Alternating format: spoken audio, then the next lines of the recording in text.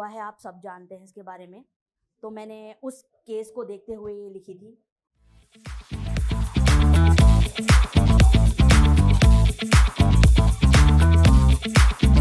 वो कहते रहे मैं सुनती रही, बेड़ियों में जकड़ी सारे आदेश सारे उपदेश।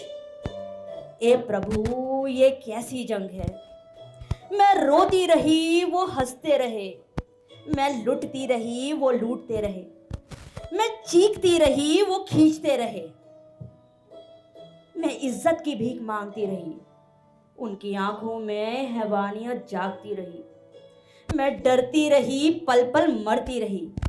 जब छूता था कोई जिस्म को मेरे, लगता था अंदर से किसी ने मैला कर दिया मेरा अंग है।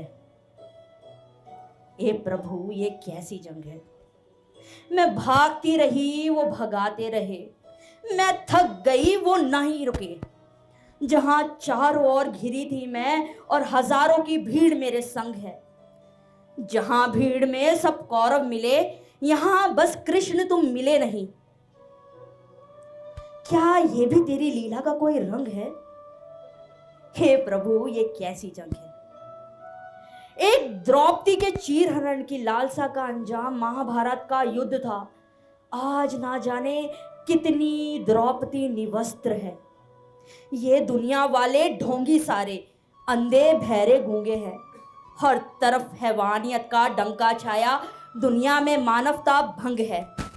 मानते हैं जिसको स्वरूप भक्ति का, इस दरिंदगी से वो शक्ति भी दंग है। वो कहते रहे मैं सुनती रही, बेड़ियों में जकड़ी सारे आदेश सारे उपदेश। ए प्रभु ये कैसी जंग है। Thank you. एक और जब सब माँ के बारे में बोल रहे थे तो उस वक्त माँ का भी ख्याल आया, तो सोचा थोड़ा सा माँ के लिए भी बोल दूँ। कभी कभी हम अपनी परिस्थितियों में अपनी माँ के संघर्ष को भूल जाते हैं। हमको हमेशा ये लगता है कि वो हमें नहीं समझेगी, पर क्या हम उनको समझते हैं? शायद नहीं। हमारी और उनकी सोच में काफ़ी अंतर है। शायद उन्होंने अपने जीवन में उस चीज़ का सामना किया है जो वो नहीं चाहती कि हम भी उसका सामना करें। वो गलत नहीं है, बस हमें सुरक्षित रखना चाहती है, और कभी कभी वो सही साबित भी होती है, पर उनके गुस्से में हमको वो ही गलत लगती है। उनकी बातें कड़वी होती है, इस वजह से हमारे संबंध कभी कभी उनके साथ ठीक नहीं रहते।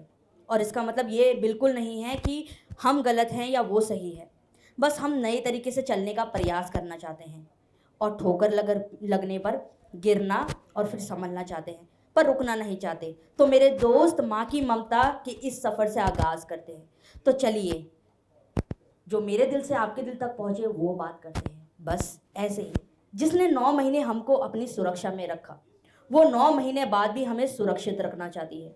कभी वो प्यार से तो कभी हमें गुस्से से समझाना चाहती है। कोई बाहर वाला हमको ठेस ना पहुंचा दे, इसलिए वो खुद ही हमें बुरा कह जाती है, क्योंकि वो हमें दुनिया की सच्चाई से अवगत कराना चाहती है। हमारी खुशियों के लिए जो अपने दुख भूलकर मुस्कुराती रहे, खुद भूखे रहकर हमें खिलाती रहे, वो हमें बुरा नहीं अच्छा इंसान बनता हुआ देखना चाहती है। हमारी और उनकी कहानी अलग है, इसलिए कभी कभी वो हमको और हम उनको समझ नहीं पाते हैं।